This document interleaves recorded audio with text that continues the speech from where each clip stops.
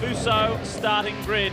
Mark Scaife, 4th pole of the year against the man who had the clean sweep here at Symmons Plains last year. And Jason Bright and James Courtney fill up the second row. Mark Winterbottom, consistent as ever. And Rick Kelly trying to eat more points out of Craig Lowndes' lead. Stephen Richards, he's pumped up about being back here. He shares that row with Todd Kelly. And Paul Dumbrell, back in his regular race car, is on fire this weekend. He's back in the groove. An improvement from Murphy and McConville. They're closer to that top 10. And Jason Richards debuting a brand new race car, just like Craig Lowndes, for Tasman Motorsport. Back to the defending champ, and Russell Ingall really has his work cut out there. And Paul Morris in the Sirame Commodore has been fast this weekend.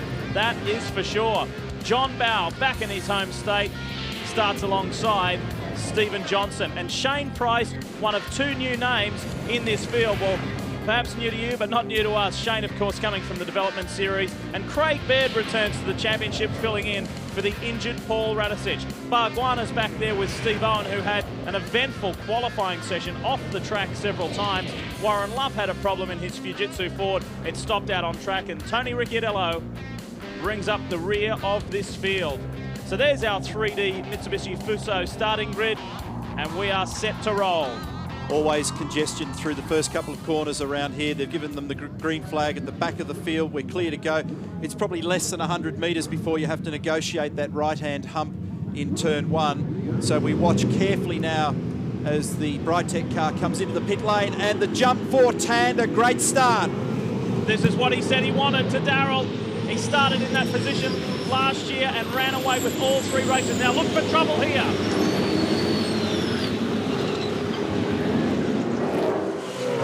Wilson was sideways in the dirt, gets back on track, and the big stretch up to the hairpin. Courtney's under siege there.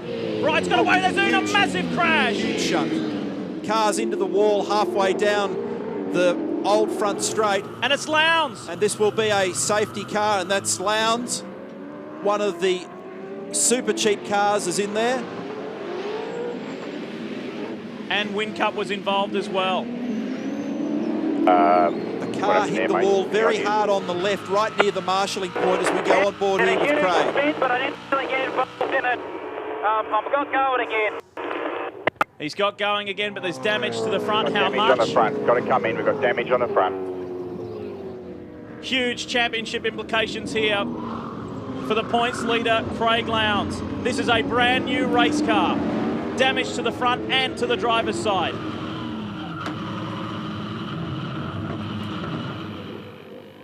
Greg Murphy. Jamie Whincup's the other car. Boy, that looked ugly. And that was at high speed too. That drag strip up to the hairpin. Here is Lowndes. And the up position, please, all 4. They want the whole car off the ground. Incompressible jacks go beneath the car. V8 Supercar officials just checking around the entire car to look at what the issues are that need to be fixed. The team's on it.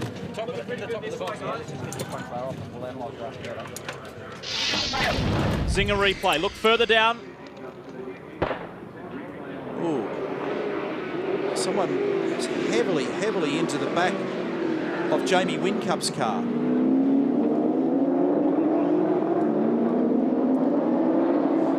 This is the beauty of the onboard cameras. We can try and unravel something here. What has gone on there? Is that Paul Dumbrell on the left? Greg Murphy tries to split them, and Lowndes just gets covered in dirt and dust and gets turned around. Still don't fully understand why Jamie ends up getting turned around. Does this tell more of the story? Ah. Yeah, so for some reason, Whincup and Dumbrell are disputing track position on the left. And right next to that marshalling point, it's just before the braking area though. They haven't started to brake at that point. It's just, it's a bad incident, isn't it? And you can see how dry and dusty it is here at the moment.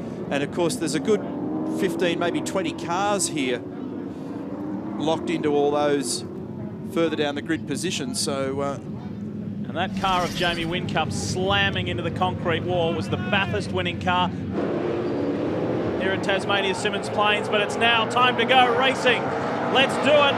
And Tander gets a nice jump on Mark Scaife. It's busy back for the minor placings. Bright's in third, Courtney fourth, Rick Kelly, Winterbottom, Todd Kelly, and there's some cars. There's a bit of bump and grind going on there. McConville's in the mix with Paul Dumbrell, and then it's Jason Richards in that brand new Tasman Motorsports Commodore. A lot of debris on the road as a result of the incident. Lots of dirt on the right-hand side in some places, ideally where you'd like to brake. So they'll all need to monitor that carefully as Will Davison sneaks up the inside. Both WPS cars high and wide at turn 4. That was a big bomb dive, wasn't it, from Will Davison on Brad Jones, but it paid off. Here comes Ingle, who did not qualify well, but boy, he's racing well. Gets the inside run on Brad Jones. Boys, just quickly an update on Craig Lowndes for you. Campbell Little, man, is he looking nervous and intense at the moment. He's made continued calls to Craig, just a call for calm. We've got to salvage as many points here as we can now. As far as the car is concerned, they fitted a new front splitter to it. That right rear door, though, has been hit so hard, it's actually peeled or cut the door skin quite badly. So I'm not sure who hit Craig Lowndes, but it's done some damage to that right rear door. The big concern, though, and the reason for the delay in getting him back out onto the circuit was some oil leaking from under the 888 Falcon. It's only minor. They've checked the power steering and the oil filter. They can't see anywhere where this oil could be leaking. Their main issue, they think, is it could have come from another car, but they're fingers crossed with the Lowndes car at present. He's down in 28th position and 2 laps down. Yeah, and he's got to be a little bit careful here because from 2 laps down, even if he gets involved in, say, these next group of cars in front of him, he can't afford to have anything go wrong and then not finish. There's a 0 against his name's a disaster. Where he is at the moment may now sound like much, but he's going to get 17 points. And they may be critical when we get to the back end of the championship. Car 3, Jason Richards has got loose rear bodywork.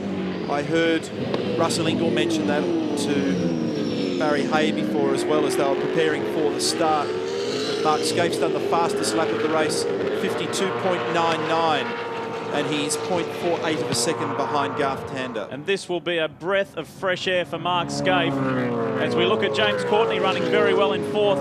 The reason why, if you haven't been following the championship closely, Scaife had ultimate frustration at Sandown with the car failing when they were leading. Bathurst, he was taken out on the opening lap, and more frustration on the streets of Surfers Paradise. So to get Poland to be running up toward the front in second, this will feel like old times for Scaife.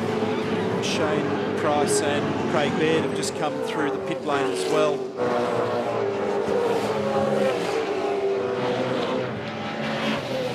And if you're asking yourself why is young Shane Price in this race, well, of course, that car 39, the Team Suramay car, as Shane stays out of the way of the front runners. No more Alan Gurr or Fabian Coulthard at the moment. It's going to be Shane Price here in Tasmania and Jack Perkins, his Development Series teammate in Bahrain. So the young boys will get a run, even though they didn't get to complete the race at Mount Panorama. Start to look for key runners coming in for their compulsory stop. That's the pit lane entry on the right as you come through turn 7. Scaife's just easing down the gap to Tander. 0.25 of a second now. In fact, less than that. He's almost on his bumper. Compulsory pit stop for tyres. And Rick Kelly, Stephen Richards, Mark Winterbottom, all in. It's a battle of the teams here. Who is fastest? That was good from FPR. Very slick from FPR. Wait, go, go, go, go, go, go, go, go. And Rick Kelly's lost a spot. He has, boys. Mark Winterbottom, great stop by the Ford Performance Racing team. So the man who's been the quiet achiever throughout this season, a number of third-place finishes, Frosty gets out ahead of Rick Kelly. And these two guys are both taking points away from Craig Lowndes in this championship hunt. Slick work from Winterbottom's crew. Darryl? Lee, the reason the Team Kiwi car had stopped, they had a fuel issue around behind the safety car. They could spad bad fuel in that car, so they brought it in to check. That's why Craig Baird was in. Shane Price got a flat rear right tyre and ran off the end of the back straight and pitted to change that tyre. Let's go back up front. We rejoin Scaife. Garth Tander, race leader, up ahead. Notice Mark just hanging on to 5th gear that time, not briefly grabbing 6th. He's really applied some pressure now to Tander. He's got the lights on. And we'll look and see whether or not they make any tiny adjustments to Tander's car. Race leader, he's got 0.26 of a second. Paul Dumbrell in and out. Will Davison leaving pit lane. Recently completed the Noosa Triathlon for the first time. Said it was a fabulous experience. Been working incredibly hard on his fitness of late. And it's his first time racing here at Symmons Plains. We'll see how he fares by the end of this one. Craig Lowndes reporting on the radio that he thinks the rear anti-roll bar is broken on the car. So the suggestion back from Campbell is just roll around, stay out of trouble, grab whatever points we can, and we'll think about it all after we have a sleep on it for tomorrow. Yeah, a lot of work to come down there at Team Better Electrical, and needless to say, his teammate Jamie Whincup is out of this race. Car taken away on a flatbed trailer. Courtney and Todd Kelly going at it. So that was just the guard rubbing, the front splitter rubbing on Todd's car. The leg just yanked them off. He's called for the stop.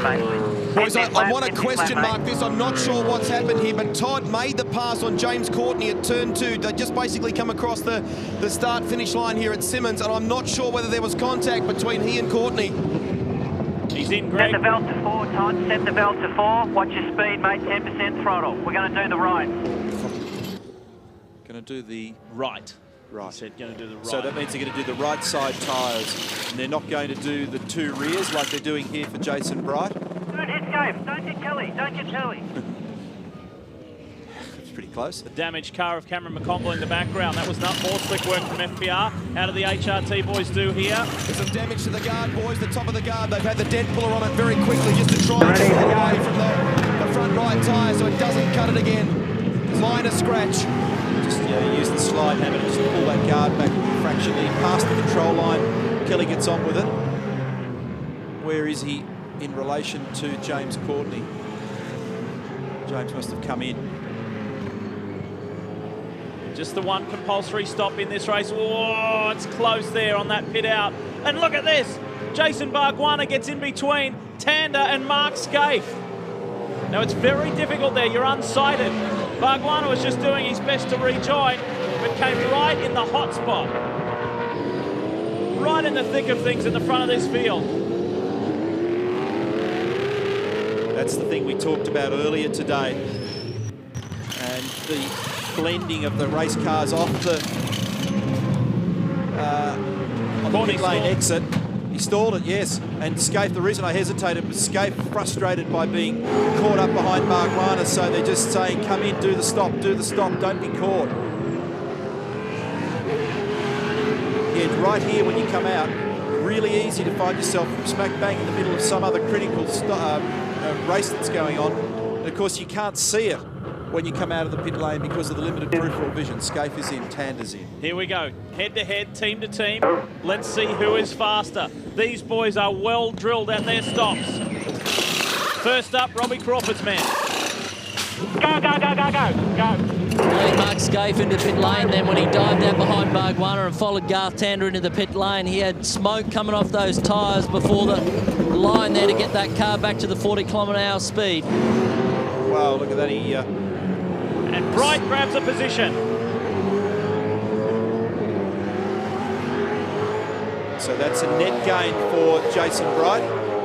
Ford Performance Racing puts him right in the game here, and the fastest lap of the race on that lap for Jason Bright of 52.4. Oh, Scaife's reporting the wheels are not on properly. Scaife's reporting that the wheels are not on properly, car number 2. Yet to They're pit. going to bring him in. Yep. All the smoke in the cabin. It's a telltale. Tell you what, I'm just about over this shit. And Mark, obviously, very, very disappointed. Right when he had an opportunity to be in the thick of it, it has gone away from him again. Which one is it? Try and get a view of it, boys, as it comes down pit lane and figure out which one it is for you. But as you can expect at a time like this, the boys were so pumped with that pole position. It's the left rear for Mark Scaife, you know, rubbing on the guard. Yeah, it hasn't sat down on the drive pegs. They've tightened it up on the pegs rather than it lodging and settling properly. Wow, that's just going to bury him in mid-20th or something like that if he's lucky. And now has to get back out after it. Russell Ingall, the only car on track, and there he is, right on cue, yet to perform his compulsory stop. He has until lap 29 to do so. So Ingall staying out. The rest of the field has pitted.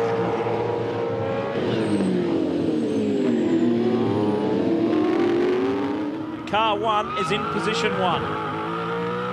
Tander now with the fastest lap of the race at a 52.41. It's he and Bright going blow for blow. Boys, just a quick update on Jason Bright for you. Neil, you recall during his shootout lap, which was compromised, he said that he could feel the brakes grinding, and they did find some rocks and the like inside the brakes there. They put new discs and new backing plates on that car for this race. And Chris O'Toole, the crew chief on that car, said they had a lot of cleaning up to do for Jason Bright's car pre-race 1. With the amount of dust and debris around it, because most of the drivers at some point over either the Friday practice or early today have had it off. Even if they haven't, there's just been a lot of rubbish on the road. It's been pretty easy to pick up stuff, so that's what he reported at the big hot stop. Felt the brakes grinding, so it's now been solved. He's in a good position at the moment, Jason.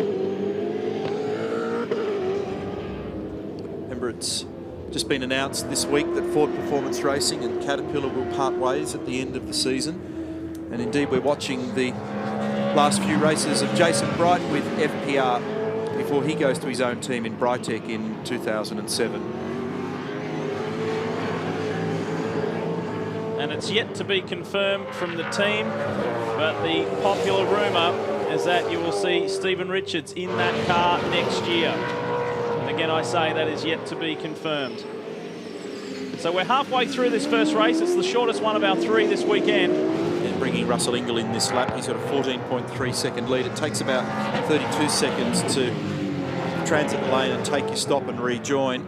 So that will slot him back into fairway, back down the order, leaving Garth Tander as the race leader. Rick Kelly trying to make up this position that he lost in pit lane. It was very slick work from Ford Performance Racing that got Mark Winterbottom out ahead of this young man, who is 2nd in the championship. The driver he's chasing is right behind him, 3rd in the championship. And if you have just joined us, the big news, if you're a Craig Lowndes fan, it's not good news, I'm sorry to say. He was caught up in a massive first lap accident with his teammate that severely damaged both cars, bad enough to put Whincup out of the race on the spot as Ingall is in and Lowndes is playing catch-up. Simple as that. So that left Jamie Whincup and Greg Murphy out of business in this race, and a couple of others disabled as Russell comes in. Skates in on the concrete. Left rear a little bit hard to get off. Oh, they've dropped it without the wheel on it. So he's going to be a long way down when he rejoins. You can understand how easily that's done, can't you, because they're into their rhythm, and it happens all within 4 seconds. The car looking pretty scarred there at the moment. It's Greg detailed before, a big tear in the right rear door. So much dust around that it's even all over his helmet. So when he was lurching around in the middle of all that disaster on lap 1 off the start, just getting flicked all over the road, cars whacking into him and collecting dirt along the way. So they've taken the compulsory stop. But he's a couple of laps down, and all he's going to net out of this is just a tiny little handful of points. And haven't crunched the numbers yet. So I stand corrected here. He's got, I was going to say 17, he's got 20 points in his current position. And Rick in his current position gets 97 points. So this will tip the balance. Yeah.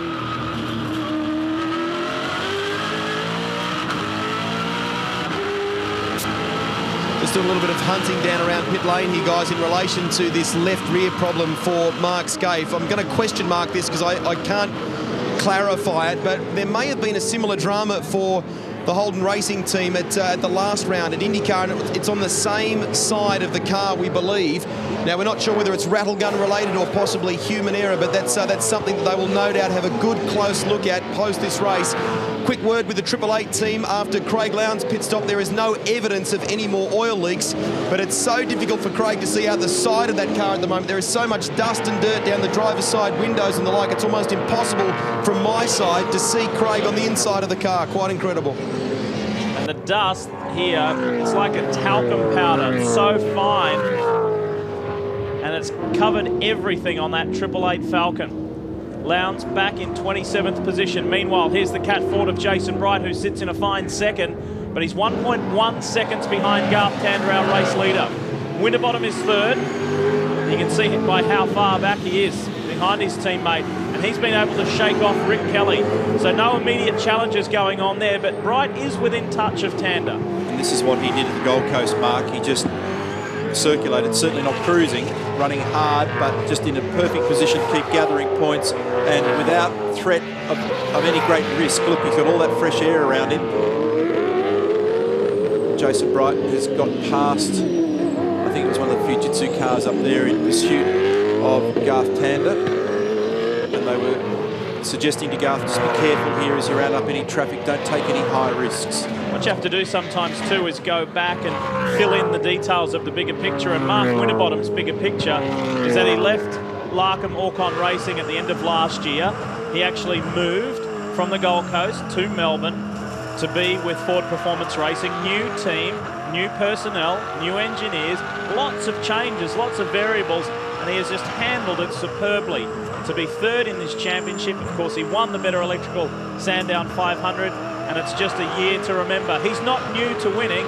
He's a Development Series champion, and he is not too far away from being a V8 Supercar champion, because he is well and truly in the hunt in 2006. Lee, I just walked out of the garage at Jack Daniels. I haven't been able to get hold of Greg Murphy. He's not back from that incident earlier with Jamie Whincup. Larry Perkins seemed to feel from the vision that we were getting, he felt that Whincup was moving over to his left against Dumbrell, and he turned himself around, which obviously took out his teammate Lowndes as well. It's interesting here, Larry Perkins looking at that whole situation.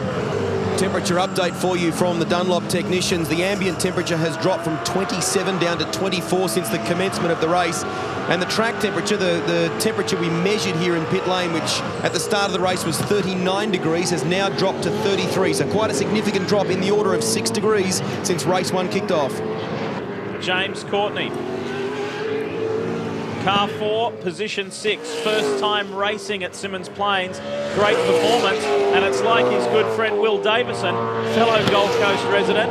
Will started 16th and is running 9th. It's his first race meeting here. And Dean Canto's been another big mover. Dean has come from 19th to 10th. So some substantial positions gained there for those young men. James lost a bit of ground though, didn't he, in the pit stop, which has hurt, or he'd be further up the road.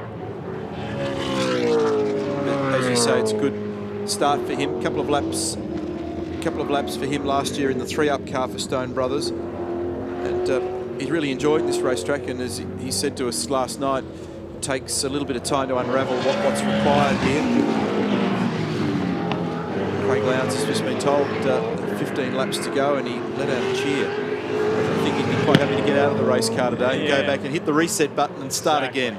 Exactly. One of those ones he would rather forget, because now his championship takes on a whole new look. The goalposts have been moved, and it becomes a lot harder task. Todd Kelly in car 22 chasing James Courtney for that 6th position. Paul Dumbrell holds down 8th. Will Davison 19, Canto 10. And we'll give a shout out too to car 20, Marcus Marshall for Paul Cruikshank Racing. He is just outside the top 15. So for that team's first year in this competition, that's not a bad effort. As Paul Dumbrell, car 11, he was right in the thick of things. As you heard from Darryl, his team owner Larry Perkins feels that Whincup may have moved over on him. Well, that's not for us to judge, because it's for Peter Wallerman, the investigating and prosecuting officer, and Colin Bond, the driving standards observer, to go back and get the Tiga onboard camera. Every car is installed with a Tiga onboard camera that will help fill in the blanks about that first lap altercation. Cameras are all mounted in exactly the same spot in each of the cars, and the information records to a hard disk which is downloaded post-race, and together with the vision there's throttle percentage, car speed, various other basic bits of data to help them put together a picture if they need to unravel something that's a little hard to sort. As I was mentioning earlier, Will Davison on screen now.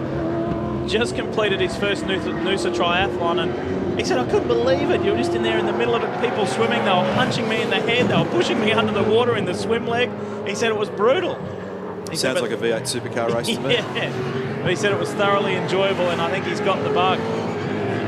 He's already talking about doing a quicker time. I think he completed it in just a Olympic distance, and I think he completed it in 2.5 odd hours, or 2 hours 37, so not a bad job. Dean Canto, he's in the top 10, pushing hard. It's his teammate's first visit to Symmons Plains as well, Lee Holdsworth, and he's a little further down the order in 21st, the wounded Super Chief Auto Commodore of Cameron McConville. Still running strong, and he is in 11th. Canto's the next one on his list. Not bad considering they've had to do a big patch-up, get the car in and out. 1.5 second margin tandem to Bright, and those guys still circulating very effectively in the high 52s, low 53s. But gradually what we're beginning to see now is the effect of the stress on the right rear tyre around this track. And in tomorrow's races 2 and 3, the 140 kilometre races, that's something they need to manage very carefully around here. It's a very simple task to just mash on the throttle here and ask too much of the rear tyre. Jason Richards, brand spanking new car for the 5-power Tasman Motorsport entry. They are in 12th at the moment, just searching for the sweet spot in that car. And if positions stay as is, championship points projection on your screen, Rick Kelly will be the new championship leader. That's how costly it's been for Lowndes. He came here with a 30-point advantage, and that just evaporated all within the first lap.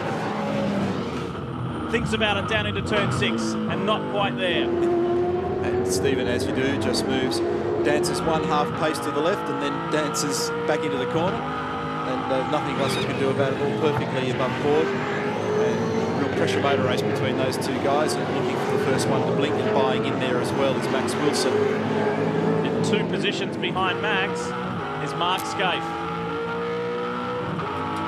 Just how costly, that shows just how costly that rear wheel error was at the pit stop. If you've just joined us, and we know that many of you do at varying stages throughout our broadcast, you need to take a look at this. This tells the story, one of the big stories of the race. Lap 1, watch this. And right in the middle of that was the then championship leader, Craig Lowndes. Here's the replay from Craig's car. Watch this. Nowhere to go. Greg Murphy goes into his teammate. Greg had nowhere to go. Lowndes had nowhere to go. And it's very possible that, in fact, the 2 888 cars could have got together in the middle of that big cloud. Different camera angle.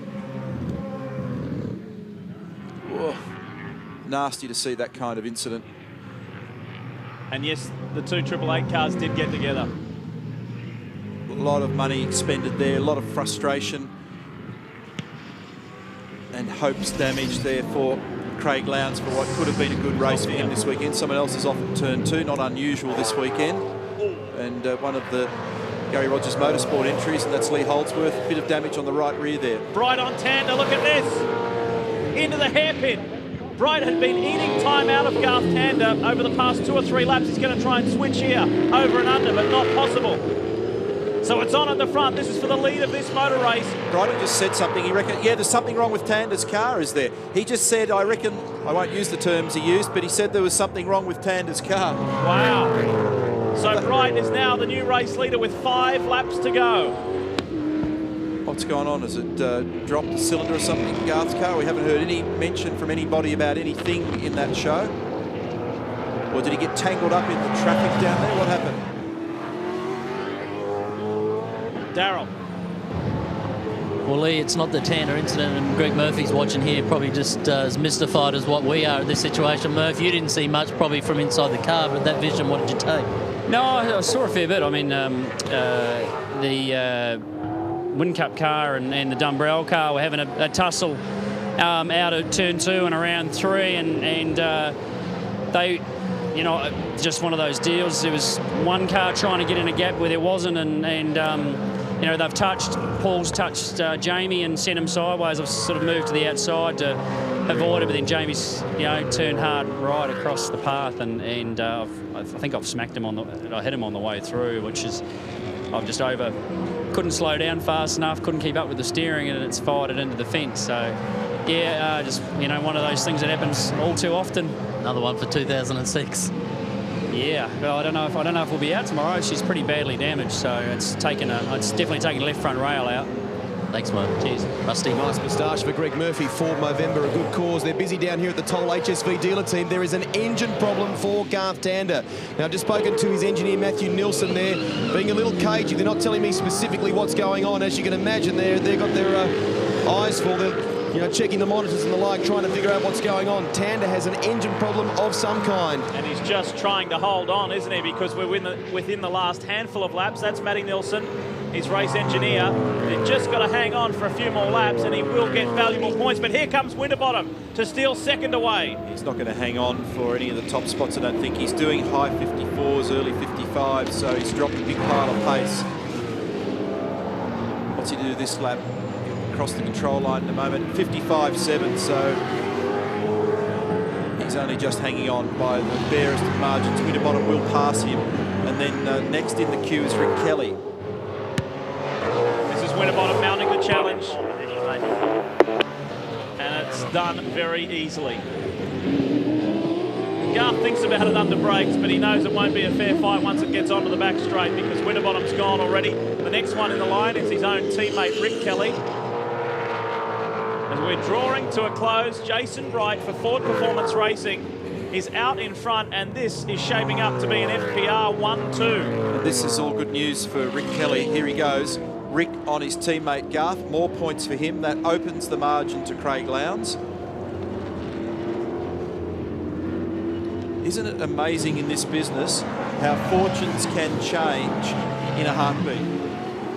For Craig Lowndes, for Mark Skaife, for Garth Tander.